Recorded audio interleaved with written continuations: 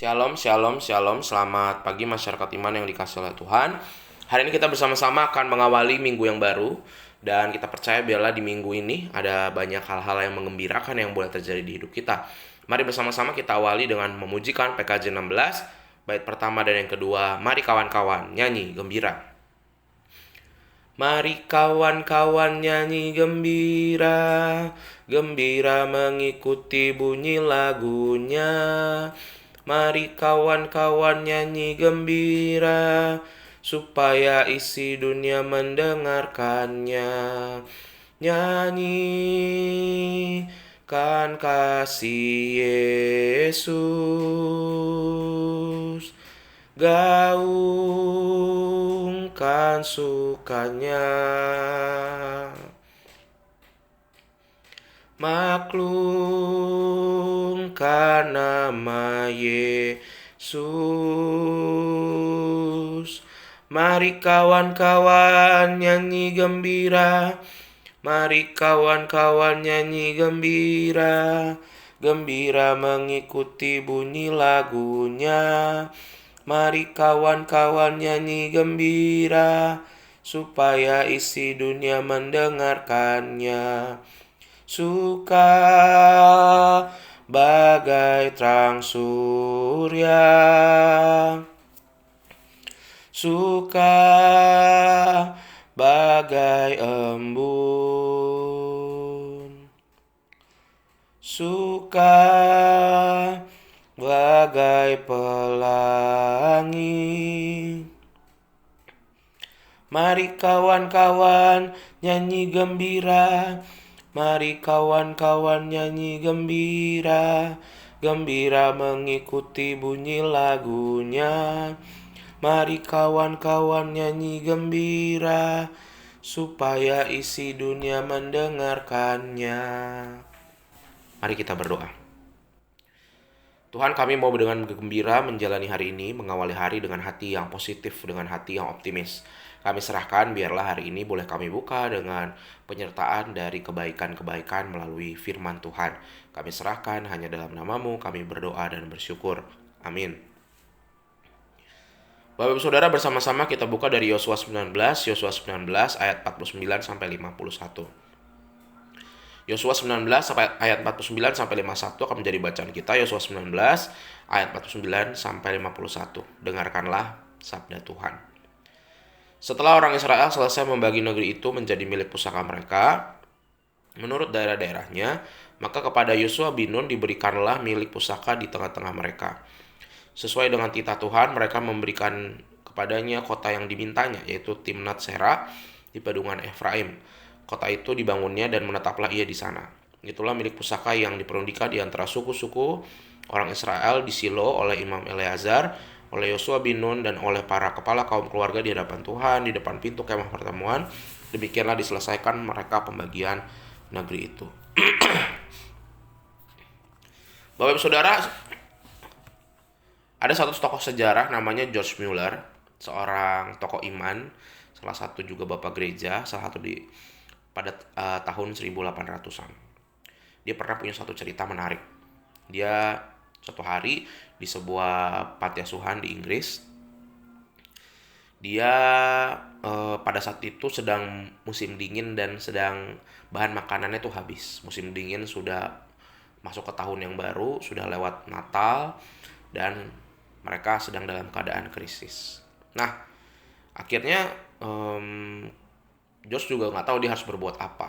Udah mau minta makanan kanan kiri, bahan udah habis.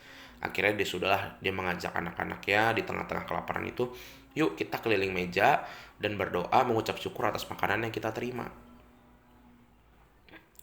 Dan anak-anak ikut aja apa yang dilakukan sama Bapak Josh Mueller. Setelah muter, kemudian anak kecil tadi tanya, "Bapak, kok kita doa seperti itu? Kan di depan kita nggak ada makanan." Baru anak kecil tadi ngomong seperti itu, tiba-tiba ada ketukan pintu. Ternyata tiba-tiba ada seorang sahabat yang sudah datang dari jauh, bawa makanan yang tadinya dia rencana makan bersama-sama dengan keluarganya, tapi karena satu dan lain hal makanannya tidak jadi dimakan dan dia bawa itu sudah dihangatkan, dibawa untuk makan di panti asuhan itu. Jadi dan sebenarnya bilang sama anak panti asuhannya, nah bagian kita berdoa beriman, bagiannya Tuhan adalah memberikan apa yang menjadi kehendaknya. Nah Bapak Saudara, dalam bacaan kita juga suku-suku Asyer dan Naftali harus berjuang untuk mendapatkan bagiannya. Pembagian ini kan didahului sebelumnya tentang bagaimana perjuangan mereka menaklukkan suku-suku di Kanaan. Dan menaklukkan itu tidak mudah karena banyak sekali. Bayangkan mereka harus menghadapi begitu banyak suku dan mereka harus merebut itu membagi kepada 12 suku mereka. Dan yang menarik bukan cuma suku-suku dapat, tetapi juga khusus Yosua, spesial dia dapat juga tanah pusaka. Jadi Tuhan menghargai jerih lelahnya umat dan juga pemimpin umat. Dan tetapi bukan hanya diterima begitu saja, masih tanah kosong, masih tanah yang juga udah berpenghuni, dia harus bangun dari awal. Nah yang menjadi perhatian kita adalah Yosua tidak minta di awal. Kita bisa lihat kalau dari Bapak Ibu baca dari awal, ini kan ayat terakhir ya. Jadi suku-suku yang lain dibagi dulu, semuanya dapat, baru dia sisanya. Dia mendapatkan bagian terakhir. Suku-suku yang lain sudah dapat. Ini karena Yosua sebagai pemimpin yang baik, dia memikirkan bahwa biar suku-suku lain baru dia. Makanya ini juga yang sering saya lakukan. Kalau Bapak Ibu saya tuh paling sebenarnya agak nggak mau kalau pendeta tuh kalau lagi makan bareng itu sebenarnya harus jemaat dulu. Sisanya baru pendetanya. Tapi di mana-mana seringkali pendetanya dulu karena jemaat sungkan gitu ya. Baru jemaatnya. Nah, kayak ini kenapa saya selalu minta terakhir. Karena saya juga meneladani Bapak Yosua gitu kan. Karena pendeta juga pasti kayak ngerasa, aduh, kalau saya udah makan nih domba ada masih belum makan atau panitia ada sisa-sisa. Ya, gimana kita tenang gitu ngelihatnya. Gitu. Nah, balik lagi kepada Yosua. Nah, Tuhan memberikan contoh kepada kita bahwa sebagai manusia kita harus berusaha dulu. Jadi kita jangan minta bagian kalau kita belum berusaha.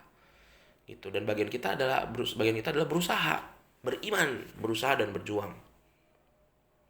Nah Tuhan pasti akan berikan kok apa yang jadi kebutuhan kita. Tuntaskan tugasmu, baru minta bagian. Banyak di antara kita nggak menuntaskan tugas, tapi kita minta bagian. Nah itu juga sering tuh. Kita merasa, aduh Tuhan hidupku udah susah, aku minta berkat Tuhan, aku udah berjuang. Orang berjuangnya baru setengah, belum sampai selesai. Untung Tuhan nggak bilang gini, kamu kalau berjuang tuh harus sampai akhir hayatmu baru aku kasih berkat. Tuhan kan nggak begitu. Untungnya Tuhan minta kita berjuang lagi, dikit lagi. Tuhan kasih berkat pasti tepat pada waktunya kok. Cuman kita kan udah ngeluh.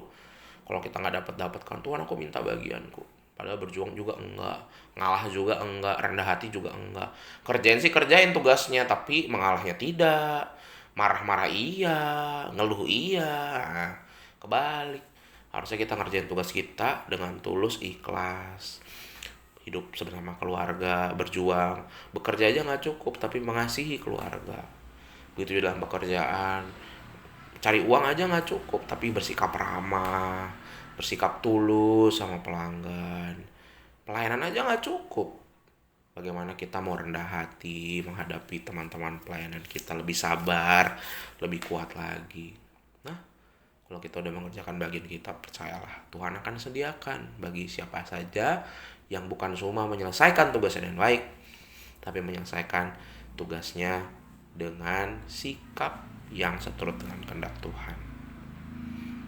Kita kerjakan tugas dan tanggung jawab kita hari ini, tunaikan dengan tanggung jawab, jangan sungut-sungut. Pokoknya biasanya sungut-sungut tuh yang gak dapat bagian. Tapi kalau kita mengerjakannya dengan ikhlas dan kita berkata, Tuhan, aku mengerjakan sebaik yang aku bisa dan ini yang akan kuberikan. Gak usah nuntut meminta sama Tuhan, meminta mana hakku. Tuhan gak bakal lupa. Tuhan mah bukan tipe pelupa kayak kita. Tuhan itu juga bukan yang gak ngerti hitung-hitungan mana berkat kamu, mana berkat yang lain. Tuhan tahu. Tugas kita cuma diminta setia dan tuntaskan tugasmu dengan tentunya bukan dengan asal-asalan, tetapi dengan setia. Jangan sungut-sungut. Tuhan mampukan kita hari ini. Amin. Mari kita berdoa. Tuhan, terima kasih melalui firman-Mu kami diminta lagi untuk mengerjakan segala sesuatu dengan setia, tidak sungut-sungut, dan ajarkan kami tidak dikit-dikit minta, menuntut hak, minta berkat, minta jalan keluar. Ajarkan kami setia dulu melakukan perjuangan kami. Mampukan kami berjuang hari ini Tuhan, kami serahkan hidup kami, hanya dalam nama kami berdoa dan bersyukur. Amin. Selamat pagi, Tuhan Yesus memberkati, tetap bersemangat.